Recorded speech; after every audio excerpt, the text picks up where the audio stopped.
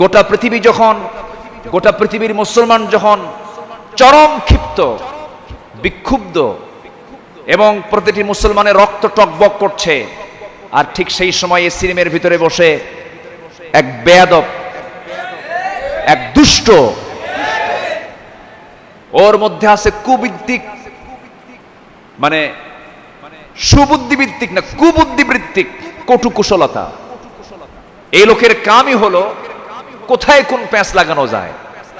এই জায়গাও তো সে ফতুয়া দিল যে রসুলকে গালে দিয়েছে ভালো কথা, এটার জন্য বিক্ষোভ, এটার জন্য মানববন্ধন, এটার জন্য বাইরে মিছিল মিটিং করা জায়েজ নাই। তো জায়েজ কি তুই কোন কাজ করতে হবে তার রাস্তা দেখায় দে, তুই রাস্তাও তো দেখায় দেস না। পৃথিবীর সব পন্থা তার কাছে রং, তার পন্থা রাইট, মানে ওর কথার সঙ্গে শয়তানের কথা পুরোপুরি মিলে যায়, ঠিক কি না? পৃথিবীর কোন তরিকা তার কাছে জায়েজ নাই।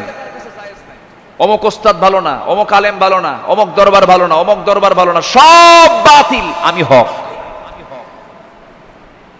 এই উপস্থাপন করে হচ্ছে শয়তান। এই উপস্থাপন কে করে? শয়তান করে। আমি করজোরে মিনতি জানাই, আপনি একজন আলেম মানুষ, আপনি অনেক কিছু জানেন, বুঝেন, আপনি বলিউড নিয়ে কথা বলেন, আপনার ভারতে বলিউড, আমি তো মনে করি প্রেজেন্ট ওয়ার্ল্ডের সবচেয়ে বড় দুইটা বড় বিপদ, বিশ্বের মানুষের জন্য, মানব চরিত্র ধ্বংসের জন্য অ্যাটম বম যত বড় ক্ষতিকর, তার চাইতে বড় ক্ষতিকর হলো আমেরিকার হলিউড আর ভারতের বলিউড, ঠিক কিনা? আপনি বলিউডের বিরুদ্ধে কথা বলেন, ও আপনি ভারতের বংশোদ্ভূত, এই জন্য বলতে পারবেন না। আপনি সেকুলারের বিরুদ্ধে কথা বলেন, বলতে পারবেন না, কারণ আপনার ভারতে আসা বন্ধ হয়ে যাবে। আপনিও একজন দায়ী, ডাক্তার জাকির নায়েকও একজন দায়ী। জাকির নায়েক এখন মুহাজির হালতে আছেন, নিজের দেশে তার স্থান নাই, একমাত্র হক কথা বলার কারণে। আপনি কি কথা বলেন জনগণের বুঝতে আর বাকি নাই। আপনি আমার দেশ নিয়ে নাচবেন না। 18 কোটি তৌহিদি জনতার বাংলাদেশে, এই দেশে শহীদের রক্ত আছে না নাই? আসতে বলবেন না, আছে না নাই? রক্তে রঞ্জিত বাংলার জনপদ, এদেশের একামতে দিনের যারা আন্দোলন করছেন তাদের নিয়ে কোনো বাজে মন্তব্য করবেন না। আপনি আপনাকে নিয়ে ব্যস্ত থাকেন, কিন্তু মুসলমানদের ভিতরে কোনো বিভ্রান্ত সৃষ্টি করবেন না। ইখতিলাফ থাকতে পারে, ইফতিরাক করা যাবে না। ইখতিলাফ ছিল, আছে, থাকবে, ঠিক কি না? কেউ নাফিতে নামাজ পড়বে, কেউ বুকে বেঁধে নামাজ পড়বে, কেউ বেতের 1 রাকাত করবে, কেউ 3 রাকাত করবে। এটা ইসলামের সৌন্দর্য, আলহামদুলিল্লাহ। কেউ ফরজ সালাতের পরে মোনাজাত করবে, কেউ করবে না। কেউ আমিন আসতে বলবে, কেউ জোরে বলবে, কেউ বলবে না। কেউ হাত বাঁধবে, কেউ বাঁধবে না। কিন্তু আপনার ফতুয়ার কারণে নামাজ পড়া যেন বন্ধ না হয়, ঠিক কি না? নামাজ পড়া বন্ধ হওয়া যাবে না।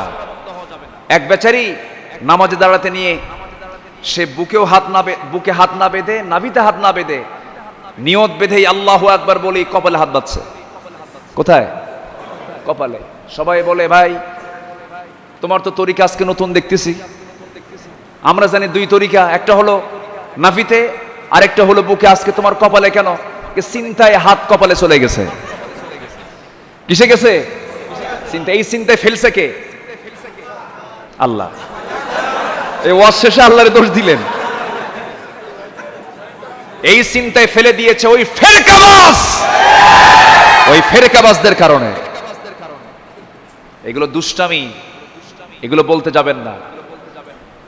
বিয়ার মাসালা এখন শোনার সময় নাই, তালাকের মাসলা এখন শোনার সময় নাই। একসঙ্গে 3 তালাক দিলে তালাক হবে কিনা, এই জাতীয় প্রশ্ন আপনি নির্দিষ্ট জায়গায় গিয়ে করেন।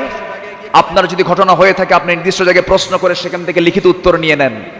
কিন্তু প্রকাশ্যে এই সমস্ত ফতুয়াবাজি করে মানুষের মধ্যে বিভ্রান্তি সৃষ্টি করবেন না। ফতুয়ার জন্য ফতুয়া বোর্ড আছে না নাই? সবাই মুফতি সাজবেন না। সবাই যদি মুফতি সাজেন, ফতুয়া নিয়ে বিভ্রান্তি সৃষ্টি হবে। ফতুয়ার জন্য একটা নির্দিষ্ট ফতুয়া বোর্ডের দরকার আছে না নাই?